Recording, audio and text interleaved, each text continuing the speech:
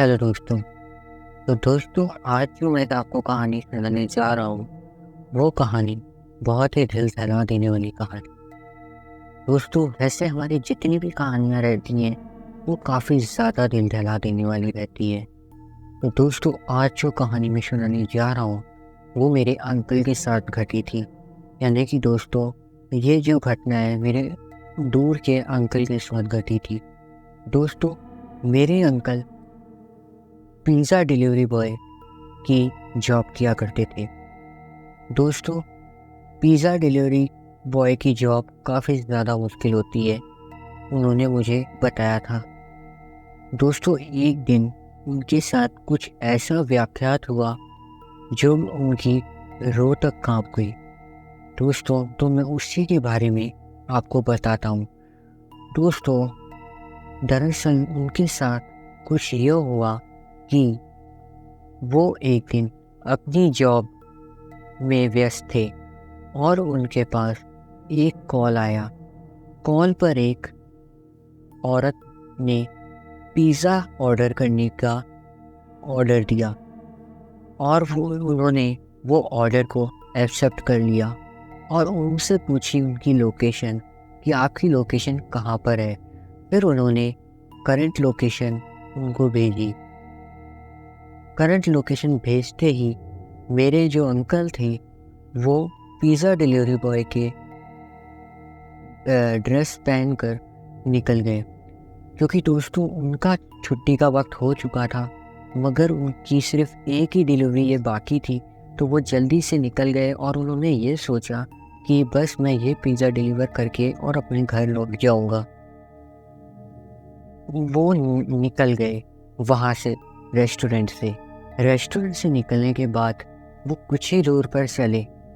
कुछ ही दूर पर चलते चलते उनको सामने एक बच्चा खड़ा मिला।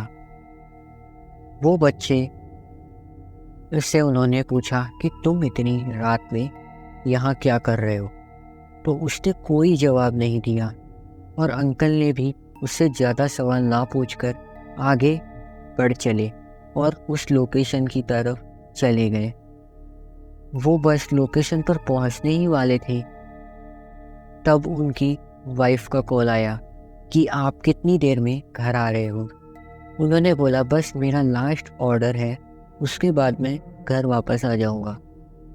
उन्होंने बोला ठीक है और वो उस लोकेशन पर पहुंच गए।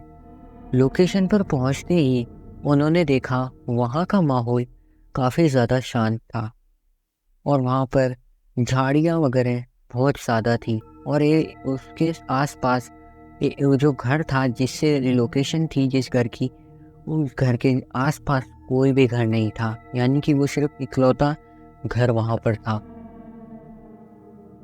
फिर उन्होंने डोरबेल बजाई। जैसे ही उन्होंने डोरबेल बजाई, अंदर से जो उनको वो रास्ते में बच्चा मिला था, जो दिखा था, वही बच्चा उनके सामने आ गया। उन्होंने सोचा कि ये बच्चा तो मुझे रास्ते में मिला था, तो ये यहाँ पर वापस कैसे आ गया। फिर उन्होंने सोचा चलो कोई बात नहीं, मैं ये पिज़्ज़ा इनको दे देता हूँ। फिर उन्होंने पिज़्ज़ा देने के लिए बच्चे से कहा कि तुम्हारे घर में कोई बड़ा है, मम्मी या पापा, उसको बुलाओ। उसने कोई भी जवाब नहीं दिया। उसने इसको फिर कहा, उन्होंने फिर कहा अंकल ने कि कोई घर में बड़ा है, तब भी उसने कोई जवाब नहीं दिया। तब उनको अचानक से मेरे अंकल को छत की ओर से, जो उनकी जो छत थी घर की, वहाँ से आवाज़ आई एक औरत के चिल्लाने की। जैसे ही वो औरत की चिल्लाने की आवाज़ आई, मेरे अंकल की रूह तक कांप गई और वो भाग के अपनी गाड़ी की तरफ चले गए और फटाफट से उन्होंने गाड़ी को स्टार्ट किया और घर की तरफ चले गए और उन्होंने इस सब की जानकारी घर पहुंचकर पुलिस को दी। पुलिस ने कहा कि जिस घर में आप पिज़्ज़ा डिलीवरी करने गए थे, उस घर में 3 दिन पहले मर्डर हो चुका है। हमें वहाँ से 3 लाशें मिली हैं। 3 लाशों के बारे में उन्होंने जैसे ही बताया, मेरे पापा की, मेरे अंकल की रूह तक कांप गई कि वहाँ पर लाशें।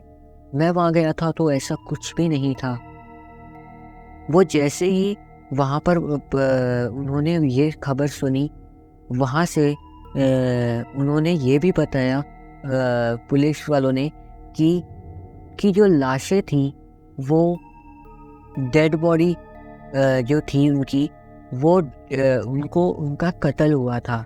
यानी कि 3 दिन पहले उनके साथ कुछ ऐसा हुआ दोस्तों, जिसकी आप कल्पना भी नहीं कर सकते। दरअसल दोस्तों 2 भाई रहते थे और एक उनकी मम्मी और एक उनका पापा रहते थे दोस्तों।